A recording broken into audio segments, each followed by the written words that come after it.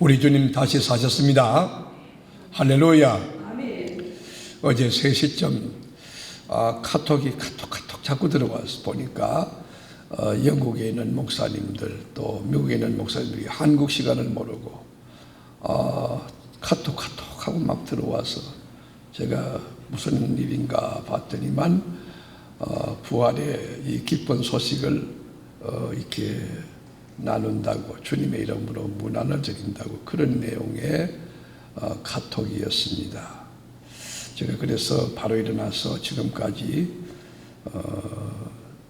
이렇게 예배를 준비하고 그랬는데, 오늘 제가 음악을 잘 못하거든요.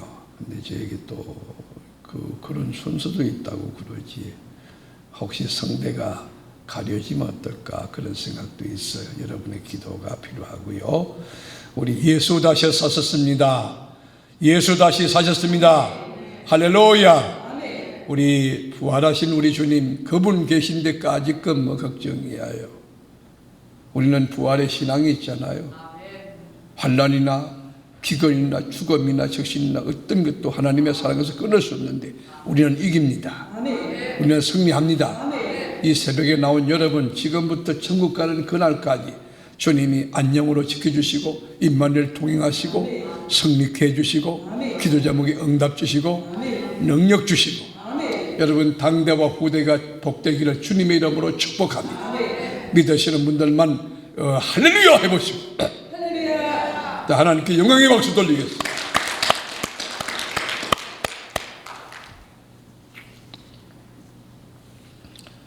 인류 역사에서 가장 중요한 사건이 뭘까? 가장 큰 사건이 뭘까? 가장 의미 있는 것이 뭘까? 저는 예수 그리스도의 탄생과 그리스도의 죽음과 부활이라고 이야기하고 싶습니다. 만에 하나 역사에 예수가 없었다고 하면 인류에 제3이 있겠느냐는 거예요. 인류의 구원의 확신과 구원의 감격이 있겠습니까? 미래가 있겠습니까? 그리스도 때문에 인류 공동체에 나아갈 방향이 있습니다. 이 땅의 육신의 장막이 무너져도 하나님 나라에서 영원히 산다고 하는 산소망을 갖게 된 것입니다. 오늘 새벽에는 우리 주님이 사망 것을 깨뜨리고 무덤에서 일어나사 부활의 첫 열매가 되어주셨습니다. 부활이 무엇입니까? 아나스타시스라고 하는 부활의 개념은 다시 일어난다는 것이, 다시 살아난다는 것이. 여러분, 부활은 이거 신화가 아닙니다. 부활은 픽션이 아닙니다. 이 부활은 환타지가 아니에요. 이 부활은 리얼리티예요, 리얼리티. 이 부활은 히스토리컬 팩트입니다. 예수님은 죽음에서 사망 것을 깨뜨리고 다시 살아나셨습니다. 이 부활은 기독교의 생명이며 기독교의 특권이며 기독교의 자랑이며 기독교의 면류관인 것입니다. 만에 하나 기독교의 부활이 없다면 그리스도의 십자가의 죽음도 끝이고 우리의 믿는 믿음도 끝이고 이 새벽 예배에 드리는 이 모든 행위가 정말 불쌍하기 그지없는 가짜고 이게 헛된 일이 될 것입니다. 오늘 우리가 읽었던 이 본문이 속한 고린도서 15장은 부활장이라고 우리가 부릅니다.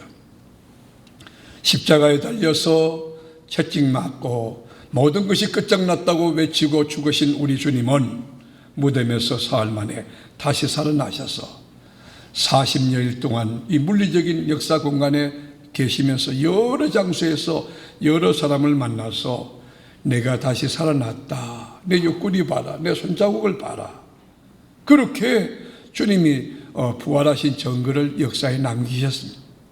사도 바울의 그 고백을 한번 들어볼까요? 우리 고린도서 15장 3절 시작.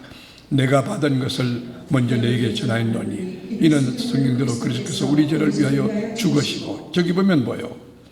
성경대로 그리스도께서 우리 죄를 위하여 죽으시고 속죄 어린 양으로 대속죄물로 몸을 깨뜨려 죽으셨다는 거예요. 의과학적으로 심장이 멎었고 이 뇌가 기능을 이게 멈췄다는 것입니다. 완전히 죽었다는 거예요. 그런데 죽으신 예수가 그것을 마침표 찍었느냐? 그렇지 않습니다. 4절 보겠습니다. 4절 장사 지낸 바 되셨다가 성경대로 사흘 만에 다시 살아나사.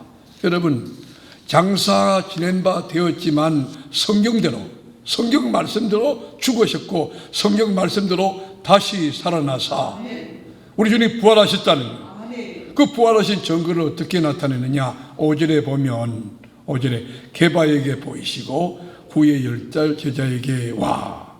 그러니까 여러분 베드로에게도 보이셨지만 12제자에게 다 보이시고 6절에 보면 그 후에 500여 형제에게 일시에 보이셨나니 그 중에 지금까지 대다수는 살아있고 어떤 사람은 잠들었으며. 여러분 한꺼번에 500문도들에게 12제자에게 게바에게 주님이 살아나신 그 증거를, 실정적인 증거를 주님이 보여주셨다는 것이에요.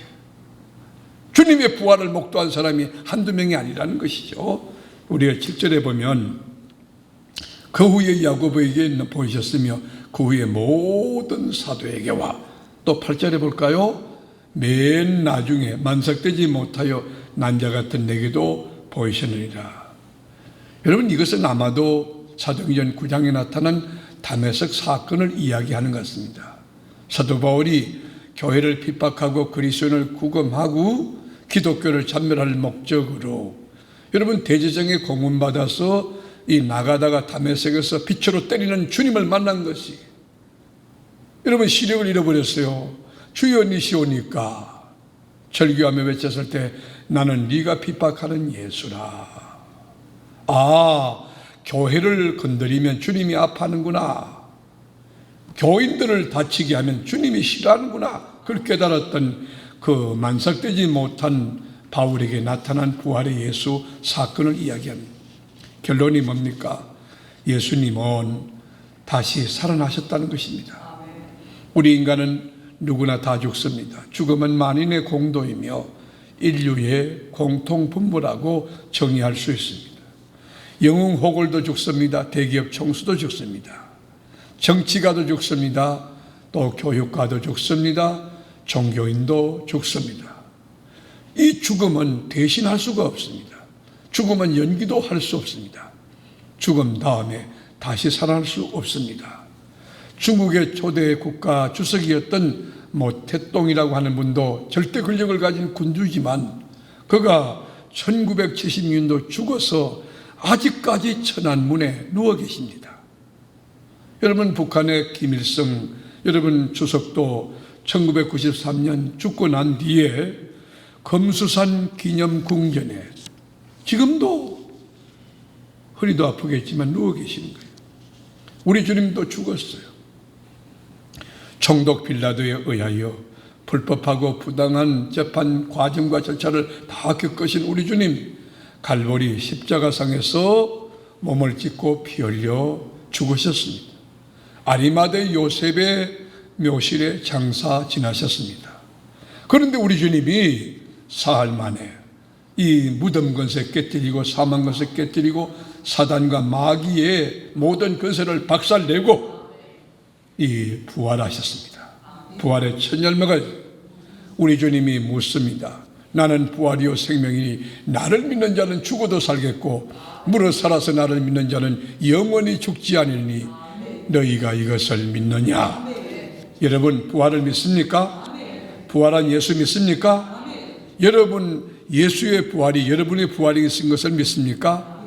지금 죽어도 다시 하나님 나라에서 아브라함의 품 안에서 깨어날 것을 믿는 이 부활의 신앙, 이 부활의 신앙 고백 우리 교회 안에 온전하게 그리고 개인적으로 공동체적으로 온전하게 이루어져서 부활의 신앙이 어떤 위기와 어떤 환난과 역경도 극복하고 이기고 승리하는 놀라운 건세로 나타날 수 있기를 주님의 이름으로 축원합니다. 우리에게 만일 부활의 신학과 부활의 이 신앙이 있다고 하면 어떤 장벽이 와도 어떤 장애물이 와도 장벽은 뚫고 장애물은 뛰어넘을 수 있어요. 가난이 와도 환난이 와도 눈물이 와도 질병이 와도 죽음이 와도 넉넉히 하나님을 아는 지식과 하나님의 사랑으로 이길 수 있고 극복할 수 있는 것입니다. 지금 이 순간에도 내 안에 부활한 예수가 내주해 계신다. 나와 동행하시며 나의 손을 잡고 내 앞에서 선한 목자장으로 인도해 가신다. 우리 부활한 주님이 나와 함께 하신다. 여러분, 이 부활의 신앙을 가진 자가 뭐가 두렵겠습니까? 뭐가 염려되겠습니까?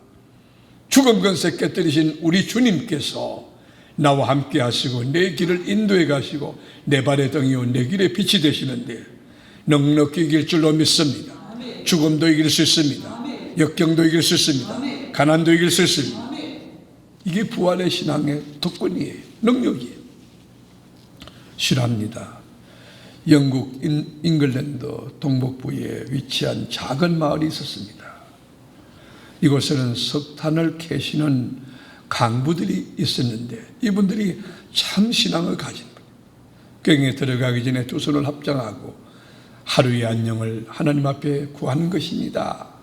그런데 깊은 꽹에 들어갔는데 그만 이 탄광이 무너져 버렸어요. 일순간에 164명이 거기서 매장돼서 목숨을 잃고 말았습니다. 여러분, 그 현장에 시신을 수습하는데 너무 험하게 그 시신들이 다 깨어지고 그리고 부러지고 온갖 험한 그 시신이 가득 찬 것이죠. 그런데 그 현장에서 시신을 수습하는 가운데 글씨가 쓰여진 판자 하나를 발견하게, 자그마한 이 판자인데 거기에 어떤 글씨가 쓰여있느냐, 뭐라고 쓰였을까 봤더니만 주님은 우리와 함께 계십니다. 주님은 우리와 함께 계십니다. 우리는 천국 갈 준비가 되어 있습니다. 주님 축복해 주세요. 우리는 대단히 유쾌한 기도회를 마쳤습니다. 모든 사람은 영원한 영광을 위해 준비가 되었습니다. 화요일 오후 2시 그렇게 기록되어 있습니다. 비록 여러분 가난하게 살았지만, 비록 고달프고 힘들게 살았지만, 강부의 삶 그 자체가 너무 어려웠지만 그들에게는 부활의 신앙이 있었어요. 마지막 경도가 무너져 죽으면서도 부활의 신앙이 있었기에 외롭지 않았고 그들의 부활의 신앙 고백을 판자 위에다 새겨놓았던 것입니다. 사랑하는 교회 여러분, 우리의 남은 생에도 얼마일지 알 수 없지만 순례의 삶 가운데 부활의 신앙으로 어떤 어려움이 와도 그 팩터에 노예되거나 주눅들거나 무너지거나 좌절하거나 낙심하지 말고 넉넉히 이기게 하시는 우리 주님, 그 부활의 신앙으로 여러분 삶에서 그 신앙을 가지고 이기고 넉넉히 승리하고 하나님께 영광 돌리는 저와 여러분 될 수 있기를 주님의 이름으로 축원합니다. 다시 바울의 신앙 고백을 들어보겠습니다. 우리 고린도서 15장 14절, 그리스도께서 만일 다시 살아나지 못하셨으면 우리가 전파하는 것도 헛것이요 또 너희 믿음도 헛것이며, 또 그 다음에 15절, 또 우리가 하나님의 거짓적인으로 발견되리니 우리가 하나님이 그리스도를 다시 살리셨다고 증언하였습니다. 만일 죽은 자가 다시 살아난 일이 없으면 하나님이 그리스도를 다시 살리지 아니하였으리라. 만에 하나 여러분 주님이 다시 살지 않았다면 우리가 전파하는 이 기쁜 소식, 이것도 헛것이라는 것이죠. 우리의 예배행위도 전부 헛것이라는 것이죠. 우리 한번 17절도 보겠습니다. 그리스도께서 다시 살아나신 일이 없으면 너희의 믿음도 헛되고 너희가 여전히 죄 가운데 있을 것이요. 그 다음 18절, 또한 그리스도 안에서 잠자는 자도 망하였으리니 만일 그리스도 안에서 우리가 바라는 것이 다만 이생의 삶뿐이면 모든 사람 가운데 우리가 더욱 불쌍한 자니라. 우리의 이 땅 이 생이 다라고 하면, 일생을 사는 게 이게 다라고 하면 기독교인만큼 불쌍한 자가 어디 있을까?